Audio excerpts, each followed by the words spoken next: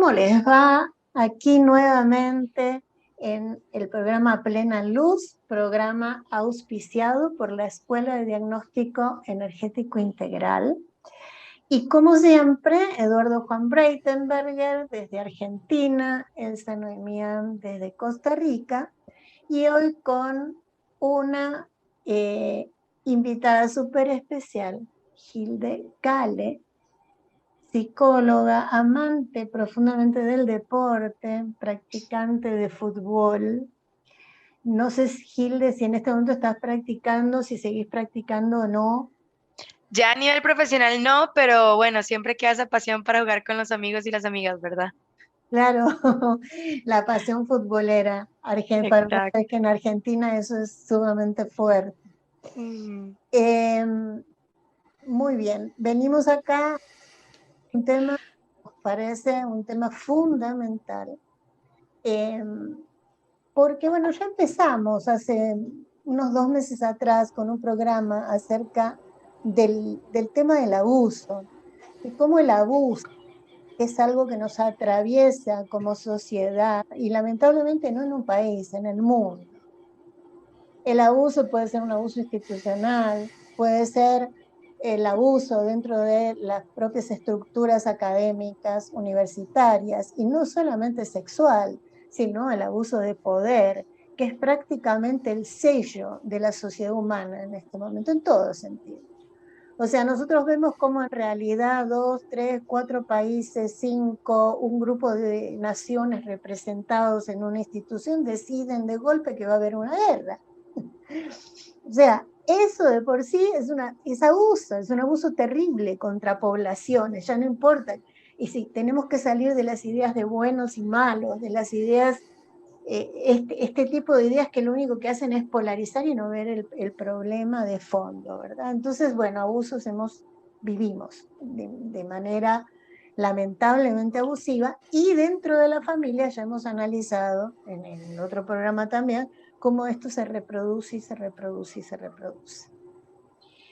Pero ahora retomar un tema muy importante, para mí un tema importantísimo, que es el abuso dentro del deporte. ¿Por qué es importante? Porque más o menos todos los que hemos tenido hijos, en un momento dado donde estamos tratando de que nuestros hijos empiecen a tener un intercambio social, tratamos de que sean vínculos sanos. Entonces, en general, uno propicia la búsqueda del deporte como un elemento de salud, como un elemento de fortaleza, de protección. Lo mismo, uno potencia las acciones de los niños en el arte, en la misma búsqueda de que esos territorios expresivos los ayuden al desarrollo, y resulta que nos encontramos al lobo feroz metido adentro de todas estas instituciones. Y por supuesto, muy fuertemente para las mujeres, aunque hoy yo creo que lamentablemente esto está terriblemente extendido. En este momento no podemos hablar de varones, mujeres, sino que tenemos que hablar de que hay niños, niñas, jóvenes que están sometidos permanentemente al riesgo, ¿no?, del abuso. correcto. Entonces Hilde ha trabajado este tema desde su situación, su experiencia personal, también como profesional. Es una persona que está llevando adelante todo un proyecto para visibilizar esto, y bueno, queremos que nos lo cuente. Así que Hilde, por el momento, eh, te damos completamente la palabra. ¿Cuándo empieza todo este proceso tuyo? ¿Cómo va escalando? ¿Cómo vas instrumentando respuestas? ¿Cómo es esto? Contanos un poquito. Correcto, bueno, muy importante lo que mencionas, ¿verdad? Cuando hablamos de abuso, de acoso, son temas que no discriminan, y digo que no discriminan en cuanto a estatus social, ¿verdad? Económico y demás. Es un tema que se replica en todas las sociedades, podemos decir, ¿verdad? Y que es muy difícil, aún más cuando mezclamos a un tema tan fuerte, tan pesado, ¿verdad? Que trae sus secuelas, sus consecuencias para el resto de la vida de las víctimas, ¿verdad? y lo mezclas con pasiones, con deportes, como mencionas, espacios que deberían de ser seguros, que nos ayudan a moldear mucho esos aspectos del desarrollo, tanto emocional como cognitivo y físico de los niños y las niñas, ¿verdad? En el caso nuestro, bueno, fue un proyecto que iniciamos mi mejor amiga Nabilka y yo hace unos 2 años, ¿verdad? Dialogando sobre nuestra experiencia creciendo en el deporte desde muy pequeñas ambas y el ver como tanto a nivel personal, a nosotras como a nuestras amigas, ¿verdad? Salían todos estos temas de diferentes tipos de violencia y de abuso, ¿verdad?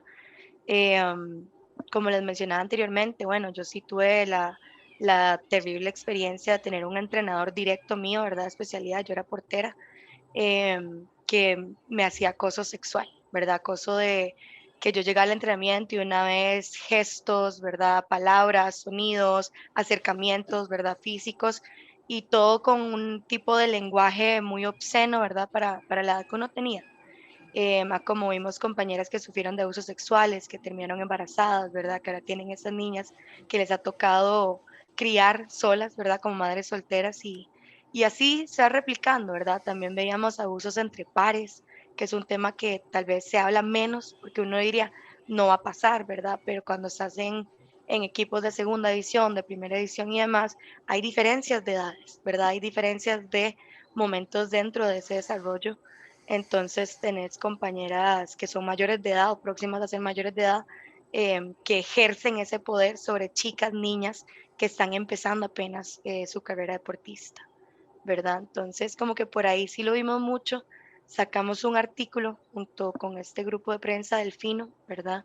Donde expusimos el tema y dijimos, bueno, aquí estamos nosotras dos para dar nuestra cara, junto con otras compañeras que nos dieron su nombre y su cara por lastimosamente parte de que todavía están viviendo dentro de un abuso de poder y demás, y donde no pueden alzar su voz y no pueden decir su nombre porque les va a traer secuelas a nivel profesional y a nivel de lo que es su trabajo, que es ser deportistas en el día a día, ¿verdad?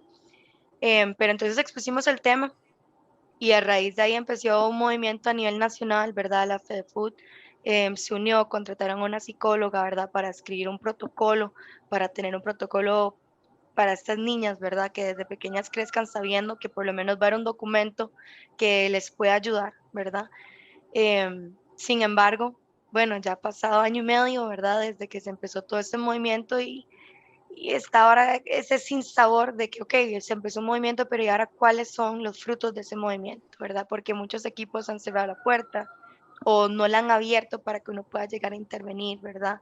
Y la misma FEDEFUT, bueno, hace un protocolo, pero no hay una conciencia o no hay una educación para esos equipos, para estas comunidades, para estas niñas que digan, ese es el protocolo, funciona así, así, así, ¿verdad? Como que necesitamos más fuerza en el tema.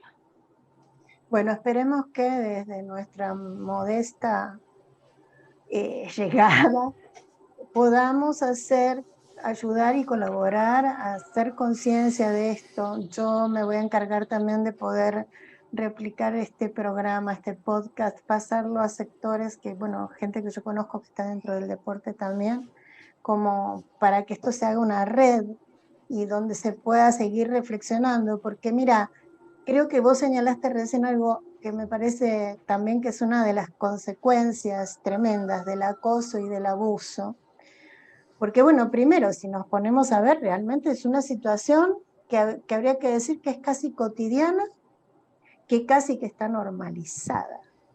Porque Exacto. digamos, todo el mundo pone el grito en el cielo cuando hubo un femicidio, pero hasta llegar a ese femicidio, hubo muchos femicidios en el Ujú. medio, de aspectos de la subjetividad, de aspectos de la corporeidad de una persona. Hubo muchos, fue un proceso, hubo muchas cosas en el medio, donde ni la persona siente que puede reclamar, porque lo que ve es un bloque de impunidad, ni las instituciones vehiculizan formas. Esto que estaban haciendo ustedes es importante, porque es empezar a ponerle nombre al lobo feroz.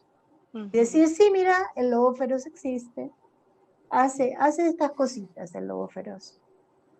Qué, Entonces qué poder reconocer, importante, Sí, te iba a decir Pero que importante lo que estás mencionando, ¿no? Porque hasta desde nuestra educación, ¿verdad? Si lo pensamos desde el punto de vista psicológico, nuestro primer contacto va a ser nuestra familia y desde ahí empieza. Porque muchas veces tenemos esos secretos familiares, ¿verdad? Que los llevamos sin darnos cuenta, es una energía con la que vamos cargando. Y esa misma energía nos va enseñando, ¿verdad? El que tenemos que callarle, ¿verdad? Nuestro segundo contacto va a ser la escuela, ¿verdad? Que nos enseña un montón de valores y de moral y demás. Y dentro de la escuela también muchas veces se nos dice, bueno, las chicas tienen que vestir de cierta forma para evitarlo, ¿verdad? claro, Cuando deberíamos exacto. de empezar desde él, ¿cómo hacemos para evitarlo? ¿Cuál es la verdadera prevención? No es el como yo visto, no Claro. es el que yo es mujer, no debería cargar yo con esa pena, ¿verdad? Sino es con ese respeto humano que deberíamos de tener. No importa si somos hombres, no importa si somos mujeres, ¿verdad? Es un respeto humano hacia el otro, que volvemos a lo mismo, tenemos que desarrollarlo, tenemos que educarlo. Y en todo esto, Hilde, te tomo también por lo que estás diciendo que es muy importante, porque siempre es la respuesta, ¿no? Sí, pero cómo se vistió, cómo fue, cómo se pintó, cómo... Es la cosificación de nuestra corporeidad, de nuestro cuerpo. Y no estoy hablando del de las mujeres, estoy hablando de los cuerpos. Ujú. Esa cosificación, esa casi un descuartizamiento que hace que una parte sea objeto de deseo, una parte y no todo, un pedacito, todo eso que después vemos que se produce en los crímenes, por ejemplo, no son casuales. Entonces, todo esto empieza desde el momento de que hay zonas que hay que tapar, que hay cosas que hay que tapar, porque parece que esas zonas que corporales producen en los otros situaciones que son amenazantes. Bueno, todo Sí, es parte de una estructura represiva donde se está negando la vida. Yo pensaba un día en una de esas cosas que uno se pone a divagar un poco, yo decía, bueno, pero a ver, ¿cómo han aumentado los feminicidios o cómo se los está visibilizando? Que es el otro tema. ¿Cómo se está visibilizando el abuso ahora más? Es muy poquito para lo que debería estar pasando, pero tiene un sentido todo esto, ¿no? Por lo menos algo se va abriendo. Entonces, ¿con qué se ataca cuando se ataca a una mujer? Se ataca la vida, porque o casualidad, la vida para manifestarse lo hace a partir de nuestro cuerpo. Entonces hay muchos estratos y todos son importantes, pero si vamos a la esencia, estamos en unas gestiones sociales universales, donde lo que se ataca es la vida. Y esto creo que es un buen camino para empezar a sacudirnos.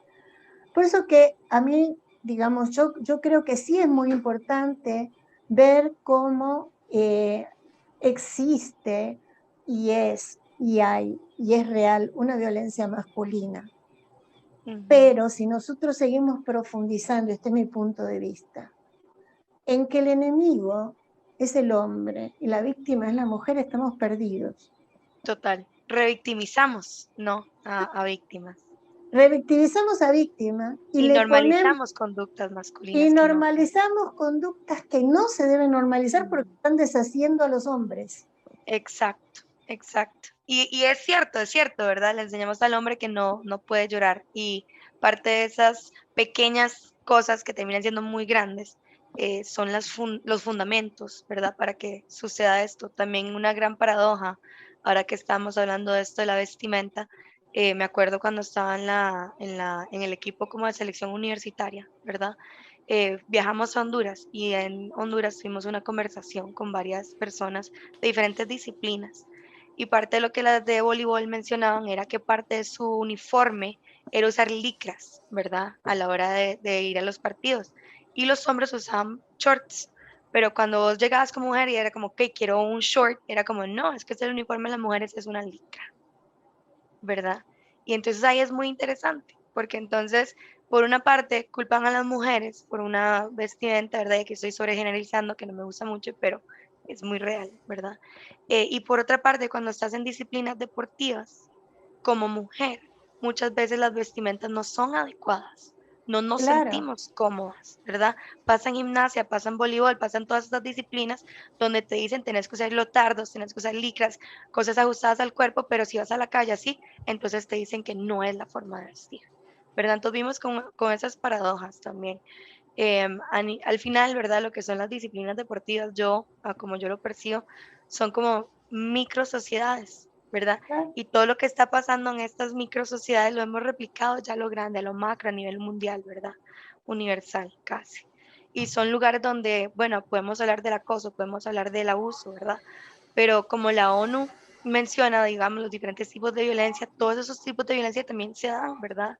Vivimos con la violencia económica, vivimos con la violencia psicológica, la violencia emocional, la violencia física, la violencia sexual.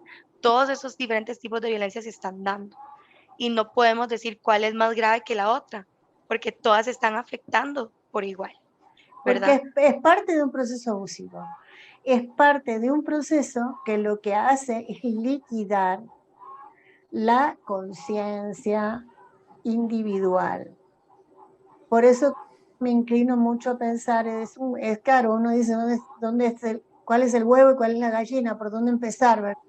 Pero sin embargo, son estructuras o son saberes que son colectivos y que van determinando y por otra parte llegan al seno familiar y se reproducen, y se reproducen. Exacto. Esa es. Sí, Eduardo, es, yo quisiera, discúlpame, Gilde, quisiera, porque acá tenemos a un varón en todo esto. ¿Cómo vivís vos desde tu masculinidad? Porque este es el otro tema. ¿Cómo está Abrumado, tan abrumado? abrumado. Estoy por buscar en mi set floral para tomarla, que seguramente lo haré después de esta. O sea, a mí particularmente, bueno, eh, me atraviesa porque es algo que se ve en consulta, en nuestro trabajo que es a través de lo que habla el cuerpo. El cuerpo es el que está mencionando todo unas pistas cuando especialmente el abuso o las situaciones de violencia, ambas, están guardadas de una manera tan profunda en la persona que ya no la puede reconocer. ¿No es cierto? Entonces, Exacto, no es algo que la persona venga y exponga verbalmente, conscientemente. Mayormente surge en un momento en el que nosotros trabajamos por ahí con momentos de la necesidad de hacer consciente un evento de la vida de la persona a través de lo que llamamos la fecha de causas, ¿no es cierto? Y llevamos a la persona que trate de recordar qué le pudo haber pasado. Y justamente la ansiedad que está viviendo en la actualidad como una situación de posible imaginario o real situación de posibilidad de violencia en su vida actual, está rememorando su memoria biológica, corporal, está rememorando esos eventos. Entonces la angustia se multiplica, el dolor se multiplica, el odio se multiplica desde luego, la falta de perdón hacia sí misma primero, y es todo un recorrido que se hace. Y para el terapeuta es muy triste, ujú, porque yo sigo sin comprender cómo nuestra humanidad puede hacer estas cosas. Pero es histórico, uno trata de entender. Pero siempre me pregunto, ¿qué movilidad o qué necesidad de la compulsión que padece la persona que ejerce este dominio hacia el otro, o qué dolor hay ahí también, porque me ha tocado atender personas de los dos lugares, ¿no es cierto? En la cual hay gente que venía con una situación de darse cuenta y tratar de buscar ayuda. Y yo me encuentro con personas que están mucho peor, adoloridas y peor que el que a veces sufre la acción agresora. Entonces lo que me fui dando cuenta, evidentemente, que primero se necesita agredir uno para agredir a los demás. Y eso es una falta de amor, ujú. ¿no es cierto? Una gran falta de amor. Nuestra sociedad no abunda en este tipo de enseñanza, nos enseña a amar realmente. Entonces el trabajo en la terapia es como muy doble o triple, porque uno se encuentra con cosas que, ¿cómo hago? ¿Cómo hago para ayudar? Uno siempre tiene este norte, ¿no? Que es acompañar, acompañar, acompañar, acompañar, acompañar, porque es el trabajo terapéutico, básicamente, es eso lo que hacemos. Y tratar de ayudar a que esa persona pueda sanar, no importa en qué lugar está. Entonces a mí me ha puesto como varón, me he puesto en los dos lugares. Y ha sido muy fuerte porque yo lo que pude comprender es cuánta falta de aceptación he tenido con respecto al tema y cuánta falta de paciencia o tolerancia, y luego de comenzar a trabajar la compasión, que es acompañar con amor, significa eso, ¿no es cierto? Y el hecho de no juzgar. O sea, a mí me ha llevado años el trabajo este de no juzgar. Y vengo a eso, como alma vengo a eso, ¿no? A aprender a no juzgar. Entonces, bueno, creo que algún mérito estoy sacando. Entonces, claro. Y todo esto me lleva a situaciones de ver, a ver, ¿cómo decir? Yo creo que la mejor relación que puedo encontrar y visual a esto es, me encuentro ante una persona que sufrió un accidente como cirujano y no tengo, esa persona no tiene medio físico para reparar, ¿sí? Por el dolor, por el sufrimiento, por lo que ha vivido. Entonces, me encuentro con la imagen de lo que hacen los japoneses cuando se les rompe una taza o un elemento por ahí cotidiano, pero ellos ¿qué hacen? Juntan los pedacitos y los unen con oro. Y lo tienen ahí en una repisa y se acuerdan de la resiliencia con esto, ¿no? El tema de recuperarse. Y una frase que me ayuda mucho es en esos momentos, es de justamente abrir estos capítulos de dolor en las personas, es que Rumi decía, la rotura permite que la luz entre. Entonces siempre tratando de resignificar, ¿no? Tratar de encontrarle una manera de poder ayudar a la persona, tal vez especialmente apuntando hacia la autovaloración, que pueda aprender desde lo que pueda, con la ayuda que necesite, de poner los límites necesarios, de aprender a valorarse, porque aquí hay todo un tema de baja autoestima, y lo he encontrado en las dos partes, en la parte del agresor como en la parte del que es agredido, ¿no? Entonces, mayormente,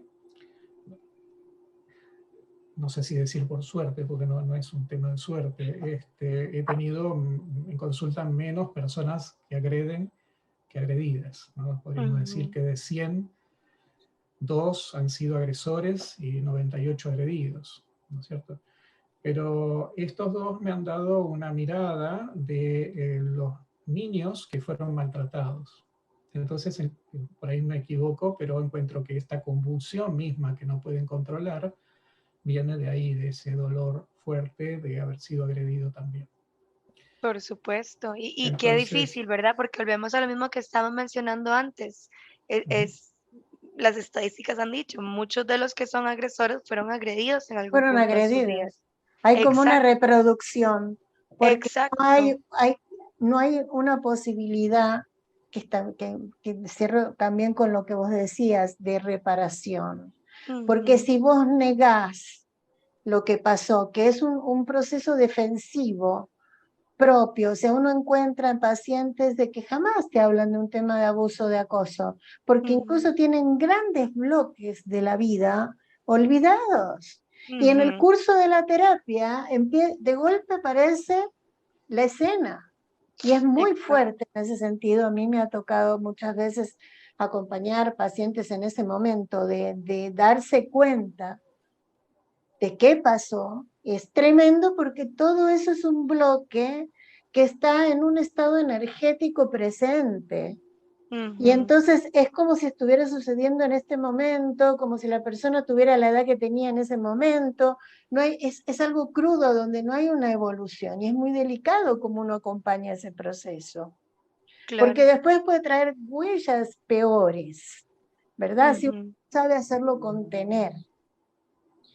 Pero a partir de esa posibilidad y de la resiliencia y de trabajarlo desde ese lugar, puede ser que esa persona sea un maestro para acompañar a otra persona en una situación de abuso y Sí. no que reproduzca inconscientemente al agresor adentro de sí. Igualmente yo creo que acá hay muchas cosas para averiguar, hay muchas cosas para estudiar, donde todavía no hay ninguna respuesta clara con respecto a lo que tenemos como el tema de la pedofilia, fundamentalmente. Es decir, ¿qué es lo que está pasando en ese psiquismo, verdad? Todavía yo creo que hay muy, muy poco desarrollado de fondo. Son opiniones, son pareceres, son en todo caso juicios desde la palabra. Juicios no en el sentido del juicio, sino en el sentido estricto del trabajo que puede hacer un psicólogo, por ejemplo, desde la palabra, pero no hay de fondo un análisis hasta biológico de lo que está pasando, porque algo está muy mal ahí.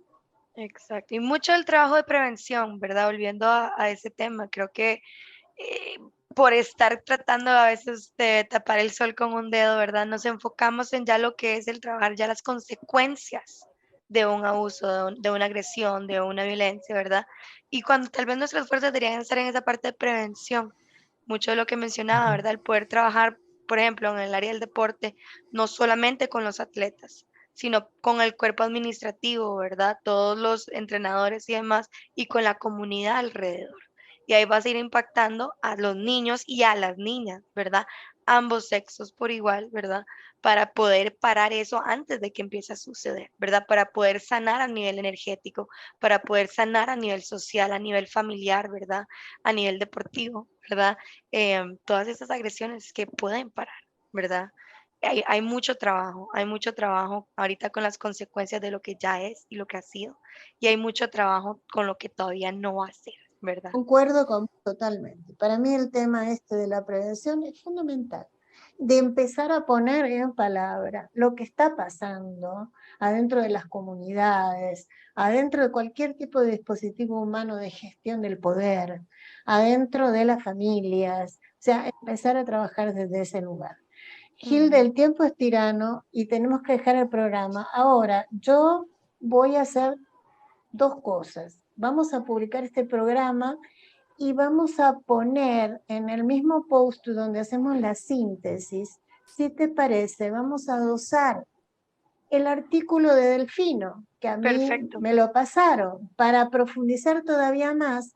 Y desde ya cuadramos ahora mismo cuando nos volvemos a ver, para empezar a tomar aspectos de este proceso, porque hoy hicimos una presentación general, pero ahora habría que analizar aspectos de este proceso. A mí me pareció muy valioso también todo lo que dijo Eduardo con respecto al fenómeno dentro de la consulta, que eso sería una de las cosas que tendríamos que trabajar en un programa, porque para el terapeuta es fuertísimo y generalmente tiene como modelitos armados de respuesta verbal.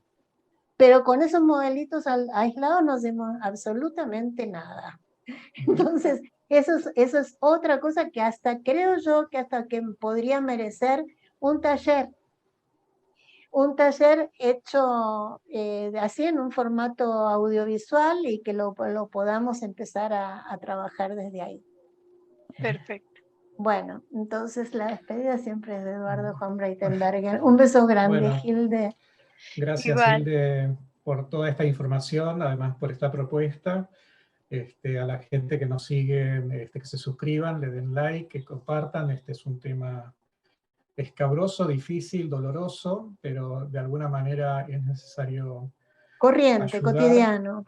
Corriente cotidiano, y me gustaría terminar con la imagen de los pueblos aborígenes africanos que hacían el Ubuntu, ¿no?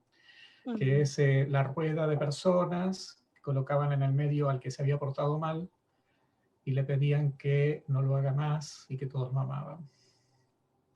Bueno, imagínate que eso lo llegó a hacer Sudáfrica como una forma de terminar con el proceso de guerra racial, ¿no? A practicar el Ubuntu, que parecía una locura en el medio de todas las barbaridades que se habían hecho en Sudáfrica, y sin embargo fue la manera de construir nación. Posteriormente... Cambios de paradigmas desde el amor. Desde el amor. Exactamente. Bueno, un gran abrazo, un beso para toda la audiencia también y nos vemos. Hasta luego. Hasta Hasta luego, luego, gracias. gracias.